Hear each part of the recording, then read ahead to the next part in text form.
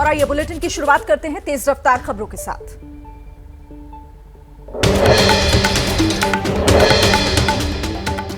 वाराणसी में तेजी से बढ़ रहा है गंगा का जलस्तर। खतरे को देखते हुए जल, पुलिस और एनडीआरएफ की टीम मुस्तैद। प्रशासन ने छोटी नावों के परिचालन पर अगले आदेश तक रोक लगाई।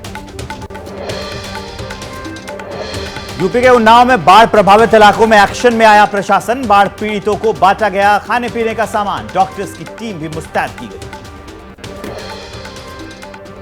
यूपी के श्रावस्ती में बाढ़ से तकरीबन 45 गांव प्रभावित। कई जगहों पर सड़क धंसी, किसानों की फसल भी तबाह। एमपी के खंडवा में बारिश से नदी नाले उफान पर। जान जोखिम में डालकर रास्ते से निकल रहे हैं लोग। कलेक्टर ने अधिकारियों को डैम और पुलों पर खतरे के बोर्ड लगाने के निर्देश दिए। बिहार के पूर्वी चंपारण जिले में गंडक नदी उफनाई। केसरिया ब्लॉक के दर्जन भर गांव बाढ़ की चपेट में आए। महाराष्ट्र के नासिक जिले में पर्यटकों के लिए मुसीबत बन गई बारिश। अंजनेरी पर्वत पर घूमने गए कई पर्यटक फंसे। करीब 6 घंटे की कड़ी मशक्कत के बाद पर्यटकों को बचाया। यूपी के लखीमपुर खीरी में शारदा नदी में उफान। शारदा नदी के बहाव में बह गया किनारे पर बना एक मंदिर। देखते ही देखते नदी में समा गया मंदिर। लोगों में दहशत का माहौल। गोरखपुर में उफान मारकर बह रही है राप्ती नदी। खतरे के निशान से 86 सेंटीमीटर ऊपर बह रही है राप्ती नदी। नदी का जलस्तर लगातार बढ़ने से लोगों में दहशत। प्रशासन मॉनिटरिंग कर रहा है। राप्ती नदी का जलस्तर बढ़ने से गोरखपुर के 47 गांव प्रभावित। गांव को जोड़ने वाले मार्ग पर तालाब जैसा नजारा। आवाजाही के लिए लगाई गई हैं 91 बोट, 150 नाव रिजर्व रखी गई। यूपी के सिद्धार्थनगर में बूढ़ी राप्ती नदी की वजह से आई बाढ़। सड़कों पर पानी भरने से लोगों को आवाजाही में हो रही है दिक्कत। अब बोट के सहारे लोग आ जा रहे हैं। सिद्धार्थनगर से दूसरे शहरों की तरफ जाने वाले लोग परेशान। करीब 1 किलोमीटर पैदल चलकर मिल रही है बोट। रोजमर्रा के कामों के लिए घरों से निकलने वालों की मुश्किलें बढ़ी। सिद्धार्थनगर में बूढ़ी राप्ती नदी की वजह से कई गांव में बाढ़। मुख्य मार्ग से लेकर लिंक मार्ग पानी में डूबे हैं। बाढ़ के पानी में डूबने से लोगों की फसलें चौपट। कई परिवार सुरक्षित शिफ्ट किए गए।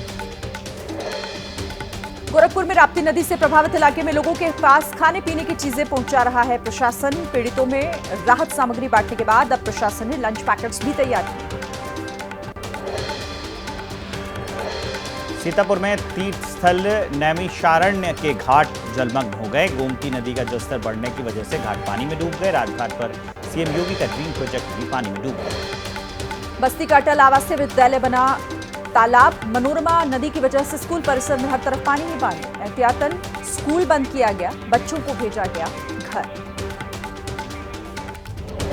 बहराइच में सरयू नदी के किनारे पर लगातार हो रहा है कटाव। किनारे से लगती किसानों की खेती की जमीन नदी में समाई। खेतों में खड़ी फसल भी तबाह हुई। किसानों की मेहनत पर फिरा पानी।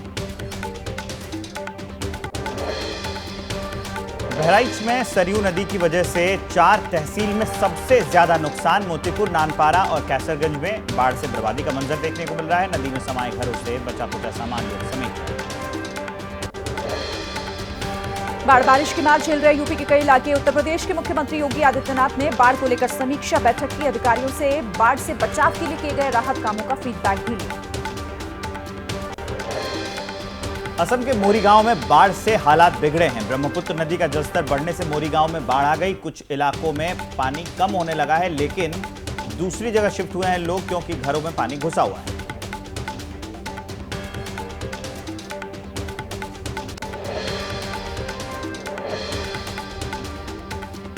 बाढ़ की मार झेल रहे असम के कई इलाके। कांग्रेस के नेताओं ने बाढ़ प्रभावित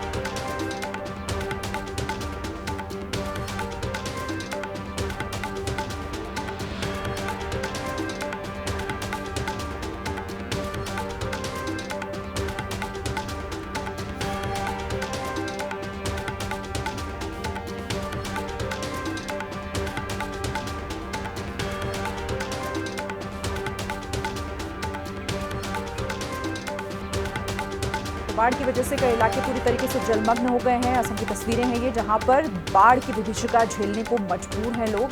कई जगहों पर लोगों के घर, खेत सब पानी में पूरी तरीके से डूबे हुए नजर आ रहे हैं।